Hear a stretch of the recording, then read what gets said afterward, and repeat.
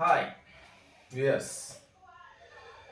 ఇప్పుడు నేను ఏదైతే చెప్పబోతున్నానో అది ప్రతి ఒక్క మనిషికి, ప్రతి ఒక్క జీవితానికి, ప్రతి ఒక్క కుటుంబానికి చాలా భరోసా ఇచ్చే సూచనలు, దానికి సంబంధించిన అంశాలు. సో, నా పేరు విజయ్. నేను అన్ని మోటివేషనల్ స్పీచెస్ అని చెప్తుంటాను. సో, నేను ఇప్పుడు మీకు ఆర్థిక పరిపక్వత గురించి ఈరోజు మీకు చెప్పబోతున్నాను. So financial freedom. Financial freedom ఉంటే అందరికీ హ్యాపీగా బ్రతుకులు బాగుంటాయి, జీవితాలు బాగుంటాయి, పిల్లలు చదువులు బాగుంటాయి, వాళ్ళ మంచి సంబంధాలు వస్తాయి, పిల్లలతో జీవితాలు బాగుంటాయి ప్రతి మనిషికి. కానీ అట్లా ఉండట్లేదు ఇప్పుడు పూర్వంలాగా. పూర్వం తక్కువ మనీ వచ్చినా అలా సరిపెట్టుకునేవారు ఆ కుటుంబం, దాంతోనే అలా వెళ్ళేవారు. ఇప్పుడు అట్లా కాదు, లగ్జరీకి అలవాటు పడిపోయారు ప్రజలు. సో బయట సొసైటీ కూడా అలాగే తయారైంది. సో ఎక్కడికి వెళ్ళినా షాపింగ్ అని, లేకపోతే ఎక్కడికో బయటికి ఏదో పిక్నిక్ అని, లేకపోతే ఏదో టూర్స్ కనో, లేకపోతే సంథింగ్ ఎల్స్ అంత ఎక్స్పెండిచర్, షాపింగ్, మూవీస్, ఇట్లాంటివన్నీ, బీచెస్, ఇలాంటివన్నీ, టెంపుల్స్, ఇవన్నీ ఎక్స్పెండిచరే కనిపిస్తున్నాయి, కానీ రాబడైతే కనిపించట్లేదు. సో ప్రజలు అంటే మన ఇంట్లో ఉండే ఇంటి పెద్ద న్యాయ నిర్ణేతగా ఒక పాయింట్కి, ఒక డెసిషన్కి స్టిక్ అయి ఉండాలండి ముందు. అది ఏ విధంగా స్టిక్ అయి ఉండాలి అనేది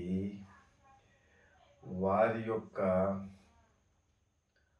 ఆ తాలూకు ఎబిలిటీ పెట్టి వాళ్ళ తాలూకా స్టిక్ అయ్యే వాళ్ళ మనస్సును కళ్ళు వేసుకునేలాగా ఉండాలి. ఇప్పుడు 15,000 ఇచ్చేవాడు, 10,000 ఇచ్చేవాడు, 1,00,000 వచ్చేవాడు, ఎవరైనా ఖర్చులు ఉంటాయి. సామాన్యంగా ఉదయం లేచింది రాత్రి పడుకునే వరకు బతుకుతూనే ఉంటారు, బతుకుతో పాటు జీవితాన్ని పరిగెడుతూనే ఉంటారు. కాకపోతే అందులో మనకి ఫైనాన్షియల్ ఫ్రీడమ్ రావడానికి మనం కొంత ప్లాన్ చేసుకోవాలండి. ఈ ప్లానింగ్ ఎలా ఉండాలంటే, చాలా ఒక మూవీకి డైరెక్టరు ఎలా డైరెక్ట్ చేస్తాడో, ఆ మూవీ ఎలా హిట్ అవుద్దో, లేకపోతే ఒక మూవీలు కాకుండా ఎంటర్టైన్మెంట్ ఒక క్రికెట్ అయితే ఎలా ఆడతారో, ఆ క్రికెట్లో ఎలాగైతే గెలాలో అంత అగ్రెసివ్గా, లేకపోతే అంత దీనిగా మన డెప్త్లోకి వెళ్ళాలన్నమాట. అంత ప్లానింగ్ వేసుకుంటే మనం పొదుపు చేయగలం. సో ఈ పొదుపు మాత్రం సేవింగ్ టెక్నిక్ అనేది అందరూ చెప్తుంటాం, అందరూ చేస్తుంటాం, కొంత చేస్తాం, కొంత చేయలేం. సో నేననేది ఏంటంటే, ఈ ప్రజలు ఇప్పుడు గుడ్లా కష్టపడుతున్నారు, జీవితం నుండి రొటీన్ లైఫ్ ఏముండదు. రొటీన్ లైఫ్ ఉదయం లేవడం, పరిగెట్టడం, అంతే కదా. ఈ రొటీన్ లైఫ్లో మనకంటూ కొంత సమయాన్ని వెచ్చించి ప్లానింగ్ మీద కొంత సమయం ఎక్స్పెండిచర్ అనేది, ఇప్పుడు సపోజ్ 10 రూపాయలు ఖర్చు అయింది అనుకోండి, మీరు ఒక ఖర్చు పెట్టండి, 4 రూపాయలు, 5 రూపాయలు ఖర్చు పెట్టి మిగతా 5 రూపాయలు సేవ్ చేయడానికి ట్రై చేయండి.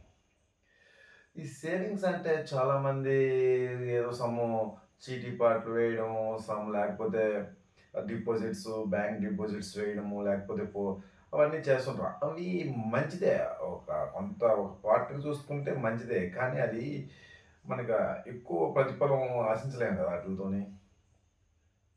ఎక్కువ ప్రతిఫలం, కొన్ని నెగిటివ్స్ ఉంటాయి, కొన్ని ప్లస్లు ఉంటాయి.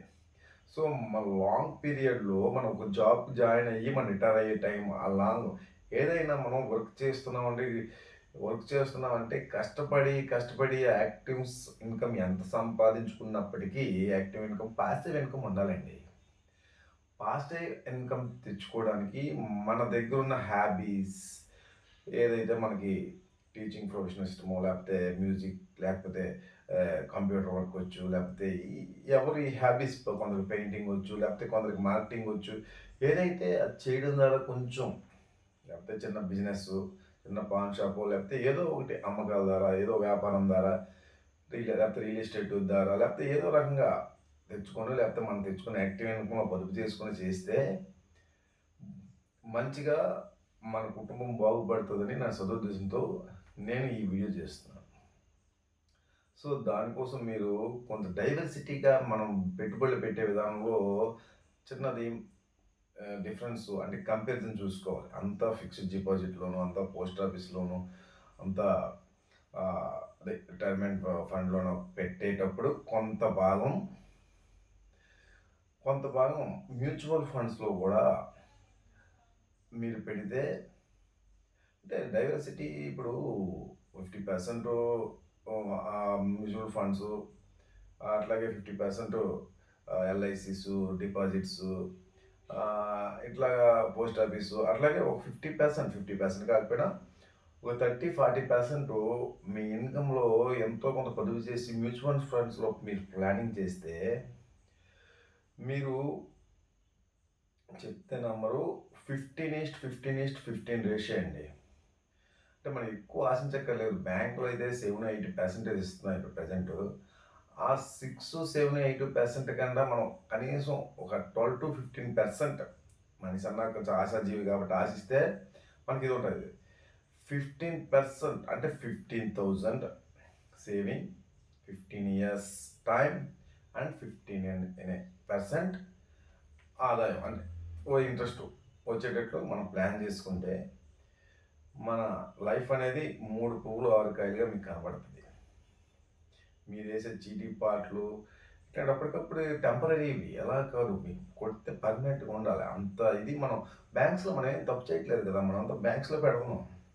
మీకు నచ్చిన బ్యాంక్లో ఉదాహరణకి ఎస్బీఐ బ్యాంక్ మ్యూచువల్ ఫండ్స్లో పెట్టుకోవచ్చు, అలాగే కెనరా బ్యాంక్ మ్యూచువల్ ఫండ్స్లో పెట్టుకోవచ్చు. అట్లాగే బోల్డ్ ఉన్నాయి, మోతీలాల్ ఓస్వాల్, అట్లాగే ఆదిత్య బిర్లా, టాటా, ఇలా చాలా ఉన్నాయి. దాంట్లో కొంచెం నాలెడ్జ్ సంపాదించుకొని అంటే నేను అనేది మ్యూచువల్ ఫండ్స్ అంటే షేర్స్లో పెట్టమని నేను చెప్పట్లేదు. షేర్స్లో పెడితే ఎంతో నాలెడ్జ్ ఉండాలి. అది ఒక గేమ్ లాంటిది. ఇప్పుడు ఒక చెస్ గేమ్ తీసుకున్నా, క్రికెట్ తీసుకున్నా, అట్లాంటి గేమ్ టైప్లో ఒకసారి ఓడిపోవచ్చు, ఒకసారి గెలవచ్చు. గెలిపే 10 సినిమా అయినా 4 సినిమాలు తీసుకోండి, ఒక సినిమా హిట్ అవుతుంది, 2-3 సినిమాలు పోతాయి. అట్లాగా అన్నిసార్లు మనకి సినిమా హిట్ అయిపోదు, అలాగే అన్నిసార్లు క్రికెట్ గెలవరు, అట్లాగే అన్నిసార్లు ప్రతిదీ గెలుపు రాదు కదా. ఆ విధంగానే షేర్స్ నాలెడ్జ్ అనేది చాలా డెప్త్లోకి వెళ్తుంది. ఈ షేర్ మార్కెట్ కాకుండా మీరు మ్యూచువల్ ఫండ్లో కానీ మీరు మొదలు పెడితే దానికి ఫండ్ మేనేజర్ అనేది ఒకరు ఉంటారు. వాళ్ళు దాని మీద ప్లాన్ చేసి దాన్ని కరెక్ట్గా ఏదైతే మీరు ఫండ్స్లో పెడుతున్నారో, ఈక్విటీ అంటే అగ్రెసివ్, అలాగే డెట్ ఫండ్స్, అలాగే కార్పొరేట్ ఫండ్స్ అని కొన్ని గవర్నమెంట్ ఆర్గనైజేషన్లు, అలాగా కొన్ని సెక్టర్స్లో వేరియస్ సొసైటీలో వేరియస్ సెక్టర్స్ వేరియస్ కంపెనీలో పెడుతుంటారు.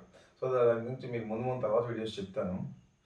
సో నేను చెప్పే విధానం అనేది మీరు హెల్త్ ఇన్సూరెన్స్ అలాంటివన్నీ కామన్ చేయించుకున్న తర్వాత కనీసం మీకున్న ఆదాయంలో నేను చెప్పేది 10-15% మ్యూచువల్ ఫండ్స్లో పెట్టమని చెప్తున్నాను.